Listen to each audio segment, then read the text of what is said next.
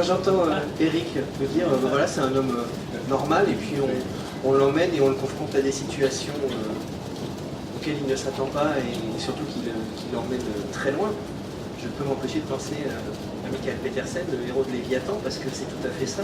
C'est vraiment l'exemple du type sans histoire, sans relief, un peu falot même quand on le rencontre au début. Et puis alors après, ça se gâte, les emmerdes. Bah, effectivement, quelque part c'est l'essence de l'aventure. Si un jour le type se dit tiens, je vais sauver le monde comme tous les matins, c'est sympa, il peut faire ça très bien, mais oui, Michael effectivement c'est un type parfaitement sans histoire, c'est un père de famille. Bon, il a quand même un peu une histoire, ses parents sont morts dans un naufrage quand il avait 7 ans, il fait partie d'un des rares rescapés, et il en a un peu gardé une faille, puisque c'est un type qui étant extrêmement logique, tout en ayant gardé une phobie absolue de la mer, il ne peut pas monter sur un bateau sans avoir une peur panique, c'est impossible pour lui. Il est quand même devenu biologiste marin. Donc bon, il a un peu travaillé par ça. Et il reçoit, voilà, comme il est biologiste marin, on lui propose est-ce que malgré ça tu veux partir en Antarctique étudier les baleines, parce que c'est ton boulot. Et le type dit oui. Et il n'aurait jamais dit oui. Il fait plus que dire oui. Il fait même carrément du lobbying presque pour obtenir le poste. Oui, parce qu'il est. Il est insatisfait, il a quelque part, il sent en lui une volonté d'aventure. C'est un père de famille très posé à Los Angeles, mais au bout d'un moment, sa vie ne lui suffit plus. Il ressent, comme je pense que ça peut vous arriver à beaucoup d'entre nous, à un moment, on a l'impression que sa vie est trop étriquée et qu'il a besoin de partir. Et donc, mais en un sens, il a demandé cette aventure. Par contre, là où il n'imaginait pas, c'est qu'il était au centre d'une imagination et d'un complot dont il a à la fois l'amitié et la clé. Et il n'aurait jamais dû partir de chez lui. Pas de raccourci, rien. Mais bon, il va falloir qu'il convainque un monde incrédule. Il n'est pas ce qu'il est. Cédric, même chose finalement chez toi. En plus, il y a deux aspects souvent dans tes romans, en particulier dans la série de thrillers. C'est qu'on a le personnage du flic, Vauvert, on a celui d'Eva Zverfa, mais on a aussi souvent un personnage qui se retrouve confronté à des situations, là encore, qui sortent de l'ordinaire et qui vont les confronter, pas seulement à la réalité, parfois à des phénomènes aussi, mais ce ne sont pas forcément toujours des personnages qui sont prédestinés à se retrouver lancés dans l'aventure. Non, mais c'est tout l'intérêt. Enfin, moi, ce qui m'intéresse dans les histoires, les bonnes histoires, celles qui nous font, voilà, comme je disais, qui nous amènent vers ailleurs, c'est que le lecteur puisse s'identifier à un certain degré aux personnages, que ce soit des gens un peu comme nous, qui soient plongés du jour au lendemain dans des situations qui les dépassent totalement et qui les embarquent dans des aventures sans fin, avec un danger toujours omniprésent, une découverte merveilleuse. C'est des personnages un peu qui contrôlent les choses dans leur vie. Ça dépend. Dans l'enfant des cimetières, il y a un photographe, c'est plutôt lui qui finalement d'habitude décide un peu de ce qu'est la réalité au travers de ses clichés. Avant de se retrouver lui-même embarqué dans l'affaire. Ce qui m'intéresse, voilà, c'est souvent ça, c'est le glissement, le dérapage, le fait que un matin, notre vie peut nous échapper totalement et on peut se retrouver dans des situations qu'on ne maîtrise plus. Et alors à ce moment-là, comment réagirions-nous si ces choses étaient possibles? Parce que dans tous mes livres, en fait, on retrouve cette idée que les superstitions, en fait, sont réelles, que la magie existe, que notre monde, on peut y trouver autre chose que la réalité complètement admise. Et quand effectivement les portes s'ouvrent autour de nous et souvent le sol se dérobe sous nos pieds, comment font ces personnages pour surmonter ces épreuves? Et d'ailleurs, petit à petit, je me rends compte que je bâtis mes aventures sur des schémas de quête initiatique où les personnages ont une série d'épreuves, d'obstacles à surmonter pour finalement devenir eux-mêmes et découvrir réellement le monde tel qu'il est autour d'eux. Compris Vauvert, qui est pourtant un flic un peu blasé, dont on a l'impression parfois qu'il a un peu tout vu, et qui finalement, là encore, se retrouve confronté à des choses... Ah oui, il est particulier, hein, parce qu'en fait, c'est un commandant de police toulousain.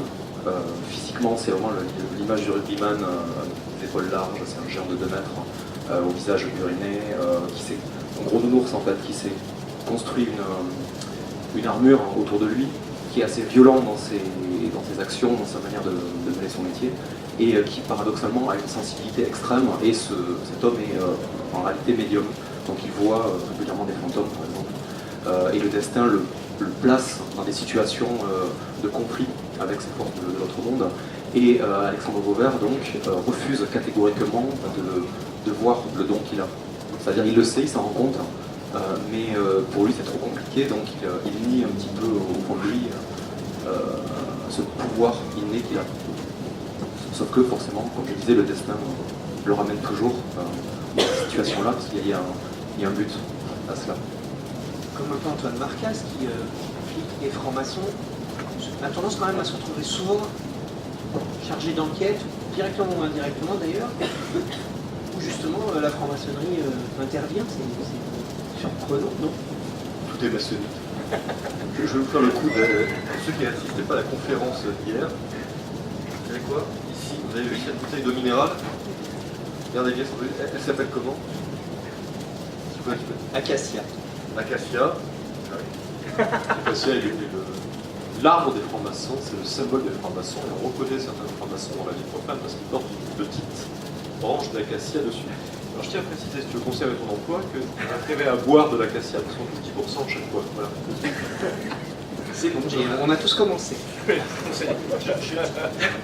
Le seul qui n'a pas bu encore, c'est... Non mais je suis pensé. Je ne peux pas faire partie du complot. Non, en fait, oui, nous, en fait, on a un héros, flic franc-maçon, et qui évolue dans un univers qui reprend toutes les grandes thématiques ésotériques qu'on a aimées quand on était môme. Les Templiers, les Rose-Croix, les alchimistes. C'est une sorte de... Pour nous, c'est un patrimoine de l'imaginaire, l'ésotérisme. On peut ne pas y croire, c'est pas ça l'intérêt, c'est de voir qu'il y a vraiment quelque chose d'ancré au plus profond de nos imaginaires sur ces grandes thématiques. Le trésor du temple, ça fait fantasmer des générations entières.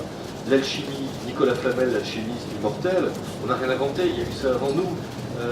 Le mythe d'un groupe de gens, de frères, de membres d'une secte qui veulent peut-être trouver un secret perdu, ça existait bien avant nous, ça existera après.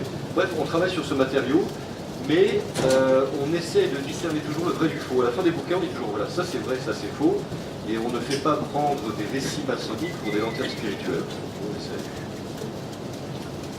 Je crois aussi qu'il intervient dans le monde maçonnique, dans le monde profane, avec des références maçonniques, des contacts maçonniques, dans un but aussi de démystification, parce qu'on aurait toujours tendance à penser qu'un commissaire de police maçonnique, c'est un type qui s'installe à un bureau, sort son agenda électronique, regarde les frères qui sont en position de l'aider, prend le coup de téléphone, un coup de cuillère à peau, tout est réglé. Vous savez, quand on est franc-maçon, en principe, on a plus de problème. Je ne sais pas si vous avez des problèmes, mais si vous en aviez, voilà, ça se règle différemment. C'est pas les flics qui font ça, c'est les magistrats, non?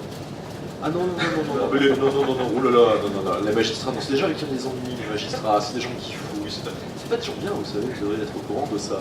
Et là, nous, on essaie de montrer quand même quelqu'un qui, effectivement, est obligé de monter son enquête et se rend compte au fur et à mesure que la franc-maçonnerie n'est pas forcément un apport, un appui, une aide, mais peut, dans certains secteurs, être au contraire un frein ou carrément tomber sur des situations où les frères sont... comment dire, en position défavorable, n'y voyez aucune référence au renommé frère Jérôme Cahuzac, qui a fait beaucoup pour notre popularité ces derniers temps. On n'y reviendra pas directement à Cahuzac, mais on reviendra sur certains points justement dans l'évolution de ce que vous faites ces derniers temps, parce qu'on voit apparaître des choses effectivement liées à l'actualité qui peuvent avoir des résonances avec tout ça. Lionel, là encore, comme le disait Cédric, l'aventure, elle n'est pas seulement dans la confrontation au réel et aux événements matériels tels qu'on peut les connaître nous tous au quotidien, c'est qu'il y a un moment, il y a aussi l'irruption de la magie, de personnages qui possèdent une puissance assez phénoménale et qui vont d'un seul coup, en tout cas dans le premier volume, nous apparaître alors de manière encore assez floue. On va les cerner petit à petit dans les différents volumes de la trilogie, mais on se pose quand même beaucoup de questions dans ce premier tome sur qui sont ces gens. J'aime beaucoup ce que disait Eric Jacometti-Raven sur l'ésotérisme. L'ésotérisme par nature, c'est ce qui est caché. Il y avait autrefois les enseignements ésotériques qu'on ne voyait pas, qui étaient réservés justement aux initiés, et les enseignements exotériques qui étaient faits à l'extérieur du temple grec, par exemple, où qui étaient dispensés à tout le monde. Donc, moi, à la base, dans cette série, je me suis posé la question, tout fréquemment, c'est pas toujours le cas, mais moi, j'ai ressenti une légère frustration en lisant des fois du thriller ésotérique, c'est que finalement, l'ésotérisme, il est là, mais il n'occupe pas une part si importante dans le récit.